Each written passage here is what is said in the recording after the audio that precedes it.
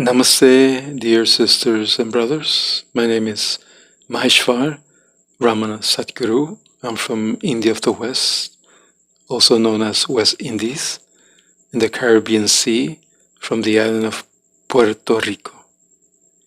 I want to share with you a fragment of a beautiful Shastra, a holy scripture, that I once read around 1975 to 1977, and never again did I see the book. Never again I could find it. And several years ago, I started longing to get a hold of the book, but it was very, very hard to get a hold of it because I didn't know the title. So I kept looking and looking and looking and looking, and I finally came up with a book. And I'd order it, and it came all the way from India. It's a beautiful holy Shastra scripture several centuries ago. It narrates a beautiful story that originated in the Himalayan forest in the frontier of India and Tibet. The book is called The Precious Garland of the Dharma of the Birds. That's the title translated into English. And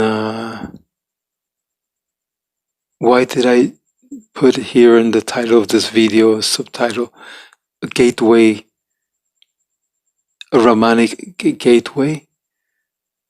I'll explain near the end.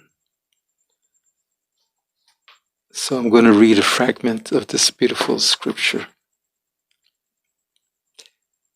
In order to teach the Dharma, the sacred wisdom, unto the feathered folk, in other words, the bird species, the Holy Lord of Avalokita transformed himself into a cuckoo, the great king of the birds, and he sat for many years, day and night, under a large sandalwood tree, immobile and in perfect trance. One day, Master Parrot came before the great bird and addressed him, saying, Namaste, greetings, O great and noble bird. For one whole year until today, I have seen you sitting there, crouching motionless in the cool shade of a sandal tree, so silent, dumb and speechless. Does something anger or disturb your heart? When, O great bird, your trance has ended, will you accept these my seeds, the fine essence of all food? And then the great bird opened his eyes and replied, Listen then, O parrot skilled in speech. I have surveyed this vast ocean of samsara, and I have found nothing of reality in it. Down to the very last, I saw generations die.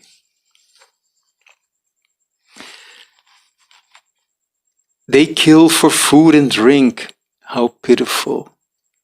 I saw the strongholds, the empires fall, even the newest. The work of earth and stone consume.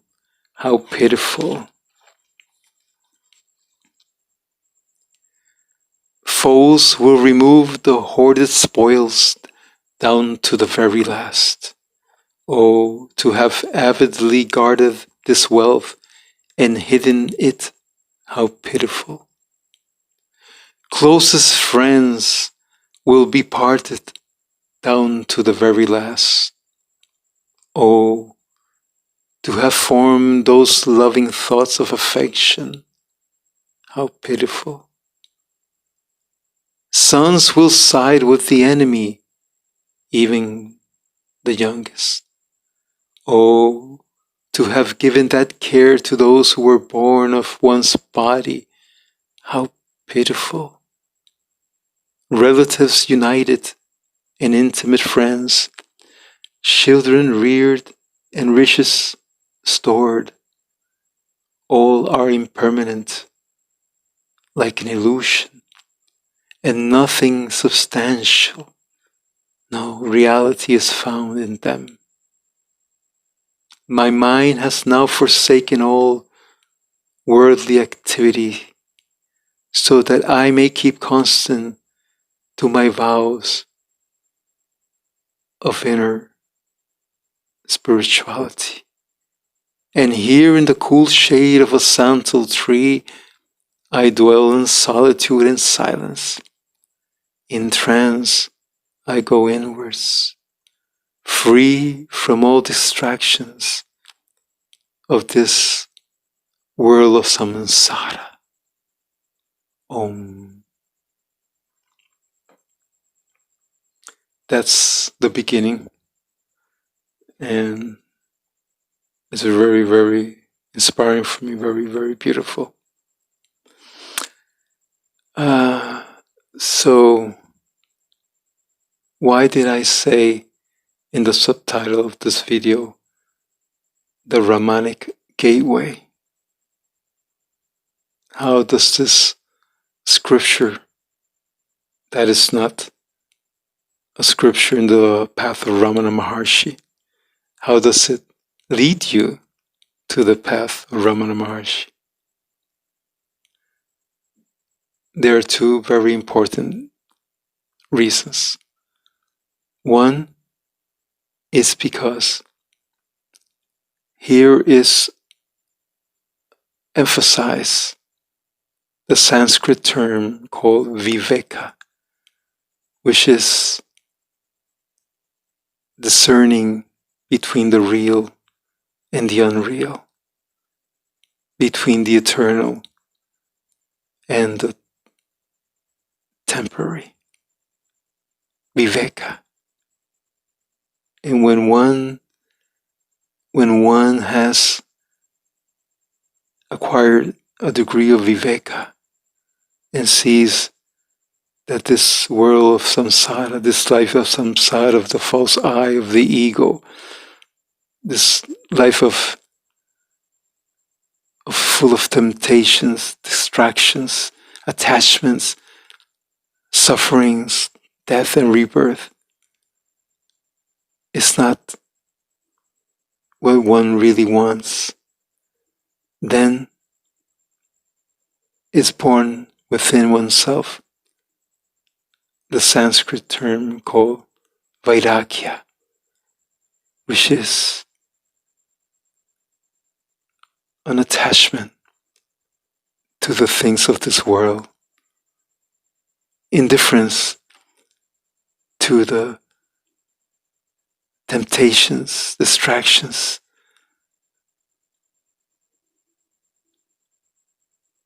and attachments to this world of samsara. And when one then has awakened within oneself those two spiritual qualities of viveka, of discerning between the real and the unreal, the eternal and the mortal, and one has vairagya, indifference to the attractions and attachments of this illusory world, then one enters through that gateway to the path of Ramana Maharshi, which is based on knowing who you really are. And by knowing who you really are, you discover what's real. And you can liberate yourself from suffering forever.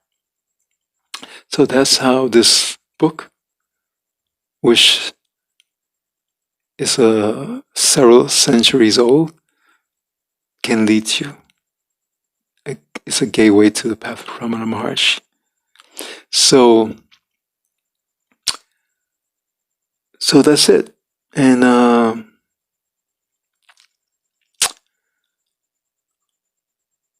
I suggest those that are inspired by what I just read, they get the book.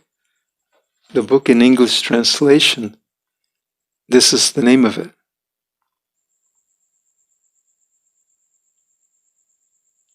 That's the name of the person that gathered the scripture, not the author. The author is unknown. The Buddha's Law Among the Birds. It's one of my most cherished sublime Shastras. So Bhagavan, as we call intimately Ramana Maharshi, the sage of the holy hill of Arunachala, Ramana Maharshi, Bhagavan, is a sublime avatar, incarnation of the divine here on the earth. He's a universal master. So that's why there are different doors, gateways, by which humanity can get in contact with him. That's why this scripture,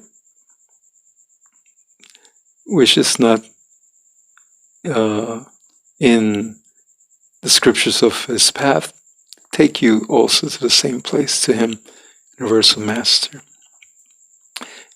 Because people can come from any part of a philosophy, any religion can come to a universal master, no matter if they're Christians, Islamic, Jews, Taoists, Buddhists, even atheists can feel attracted to an universal master. Feel inspiration. And even atheists would like to feel that peace and discover who they are. That's what this path of Ramana Maharshi teaches, the direct way of discovering who you really are. It's not a meditation, because all sorts of different meditations, they're based on duality of the I, the subject, concentrating on the meditation, which becomes the object of attention. And then the attention goes outwards towards the object. In the path of Bhagavan, is the only non-dual form of going within. Nothing to go outside, to concentrate. The subject is, you learn how, being the subject, you just go back to your source, where you came from. The divine within you, the kingdom of heaven that's within you. Brahman, your real self, your divine spirit. So that's it.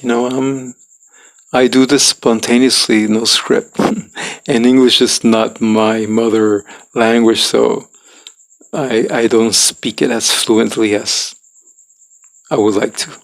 So thank you for bearing with me. So as a Ramana Jnani Bhakta that I am since February 1982, I can tell you that it's been the greatest blessing in my life to have known him, to know him, and to feel his presence. So, people, many blessings, and Om Namo Bhagavate Sri Ramana Arunachala Dakshinamurti Shiva. Om Namaste. Blessings.